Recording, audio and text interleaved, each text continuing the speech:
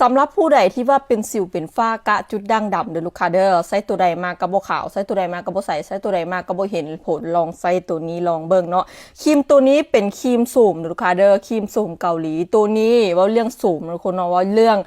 ค่ะหากเป็นยาเนาะทุกคนเนาะก็เป็นยาอายุวัฒนะฉะนั้นเอามาเกี่ยวกับครีมทาหน้าทุกคนเว้าเลยนะทุกคนเว้าได้เลยครีมทาหน้านะขอบอกเลยปัวปังแหงนะทุกคนเนาะแบรนด์ใดที่ว่าเฮ็ดครีมสูมมานี่ขอบอกเลยว่าตอบโจทย์กับลูกค้าแหงทุกคนครีมของเฮาจะมีกับน้อยแล้วก็กับใหญ่เนาะกับน้อยแล้วแม่นขนาด10 กรัมกับใหญ่30 กรัมเด้อหมู่เจ้าเด้ออันนี้ก็คือเนาะออกมาตามคำเฮียมห้องต้องการของลูกค้าเนาะหลายคนก็ว่าอยากได้กับใหญ่เนาะใส่ไปแล้วอยากได้กับใหญ่นี่ก็คือนี่เฮ็ดกับใหญ่ออกมาเลยเด้อทุกคนเด้อนี่คือจะเป็นกับใหญ่เนาะ1,000 กับที่วันนี้เอามาสต็อกให้กับลูกค้าเก่าโดยเฉพาะเนาะทุกคนเนาะกับน้อยของเฮาตอนนี้เข้ามา10,000 กระปุกแล้วทุกคนเนาะพร้อมกระจายให้กับตัวแทนแล้วเด้อและสำหรับผู้ใดที่ว่ายังบ่ทันได้ใส่ได้ลองจักเทื่อเอาไปจัดไปตามมึงเนาะประกันเลยว่าโคตรจะใส่ดีลูกค้าเอาไปลองเด้อ